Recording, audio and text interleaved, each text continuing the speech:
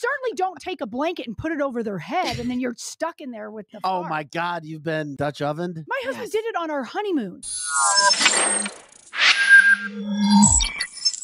This is cancelthislive.com.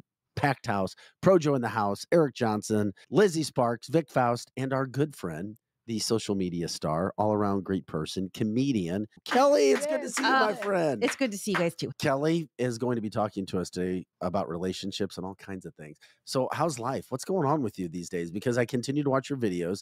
You're continuing to pop out great 80s video. I like the one in the car. You posted a video recently about riding in a car as a kid and how dangerous it was. Yes. Oh my God, that is so true.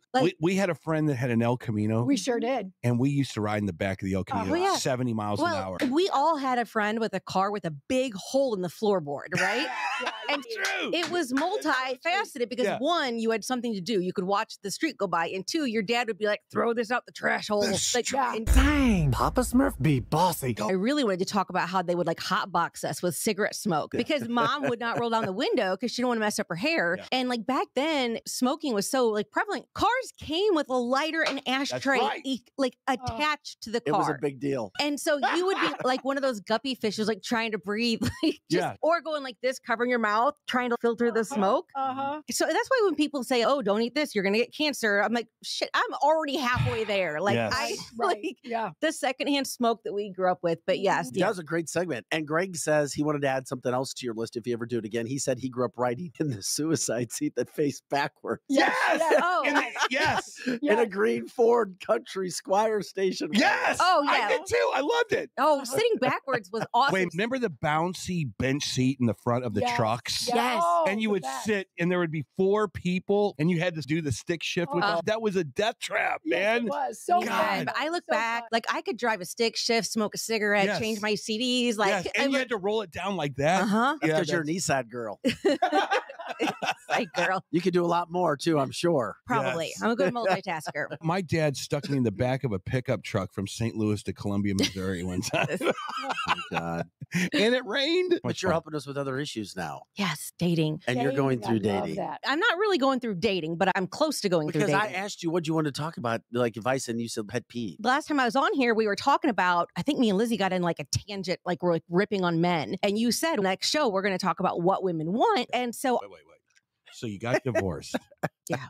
You came in here and you said, I don't even need to be with nobody. I'm cool. I don't need a man. Remember that? I don't. You go, I don't need nobody. And they're like, I can be friends with my ex and he can go date whoever he wants. Are you starting to go over the line where you're like, if I was going to date? No way. Humans like to be with humans. Are you getting to that threshold where you're like, no, I'm not going to date, but if I was going to like, date. people are starting to be like, hey, I've got this brother-in-law, like kind of thing. And I was thinking more like maybe like in the spring, like I'm not in a hurry. I don't need anybody. And right now, anybody I would date would take time away from my kids and what I'm doing for myself, the weight loss and all that stuff. So I would be a horrible girlfriend right now. I don't have time for anybody. So I just think, no, I'm good for a while. That's why I brought up the pet peeves and icks and yucks and oohs and grosses. Yes. You have those? I do have some. So basically what we called pet peeves, kids nowadays call icks. What is the thing that your spouse does that just makes you go like, ick? Now you're talking about your ex-husband or just... No, none of this is going to be like related to Jimmy. If it is, poor Jimmy alone. Poor Jimmy's great. He's no worries, but he does fit into this first category because my pet peeve and my ick is bad drivers. If you are my boyfriend or you are my husband and you are driving like an asshole with me in the car, that is disrespectful because you are like, people die in car accidents every day. And I don't know. I love a guy who like doesn't speed. I just feel comfortable with him. I don't have to worry about anything, but men just want to speed. And then they bring all this chaotic energy and they got road rage and just no. So bad drivers is my number one ick. I guess I'm the devil's advocate for the dudes and Vic. Isn't it healthier to go, how many wrecks have you gotten in your life? And if he says, I've gotten in no wrecks, you can check my insurance, whatever you want. I've been driving like this since I was a wee tot. Isn't that fair to say you're coming into his environment? No. So he has to change his way of living for that 10-minute drive? You are his passenger. So you are in charge for everyone in your car. So it is your job to follow the laws and the speed limits and not make her like, I don't know. Eric, I agree. Yeah. You're coming into his world. world. You're melding together. I dated a pilot for 2 years in college, and he was very much like about his passenger. And like, it was just so easy. I could fall asleep when we were on a road trip and not worry that he was going to kill us. Yeah, because pilots, they're instructed to tell them how to put those seatbelt on in the plane. Well, and just making sure they're comfortable. You're not slamming on the brakes. And it's just the quickest way to anger me is we're having a great day and you're slamming on the brakes and you're flipping off a guy and all this chaotic energy when it's it. We're just trying to go to Piggly Wiggly. Calm the fuck down. Piggly Wiggly. God forbid you go to Piggly Wiggly. All right. So this is potentially, okay, he's in the car. He's screwed up. He's not a good driver. How many points, if he has 100 points in his kitty, how many points come off because he's a bad driver? Pretty much, I'm just driving. Like that. We've only gotten to the first ick. Oh, yeah. We've got so many more. Another ick that I put on here is when you need them to do something around the house and they purposely do it bad so that they don't have to keep doing it. Men do that? Yeah. Or Wait a minute, I got to think about that. They will start asking so many questions about the one thing that you asked them to do that they know you're going to go, you know what? Just let me do it. Just let me do it. Just let me do it. Wait. That's a thing. That is a thing. That's a thing. Okay, that stop. Is such a thing, Hold on. guys. That's like playing dumb. It's not. Vic, that is unfair. Because I have been scolded by every girlfriend I've ever had because I'm the kind of person that just takes the entire load of laundry in the closet and dump the whole thing in. And they're like, what are you doing? There are reds in there. There's whites. Even I do 2 colors.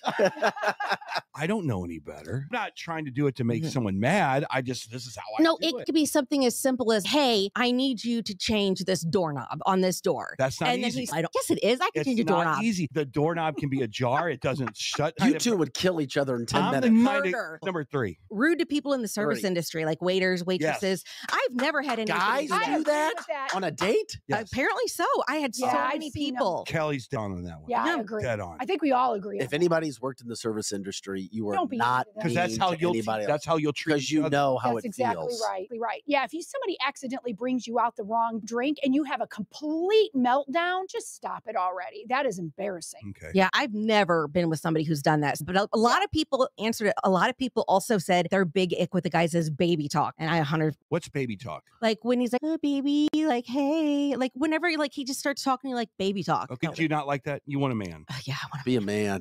What's up? Dude, she likes Bosa, man. So were you here when we showed the pictures of Bosa in the underwear? Yeah, but maybe Bosa talks baby talk. Hey, yeah, how you doing? How you doing, Kelly? You sweet little thing. I'm gonna block your ass into the ground. The next one, these all go together. I'm going to read these all because this is the one where the women just came out swinging. Here we go. All right. So wait a minute. You did a poll? Yeah.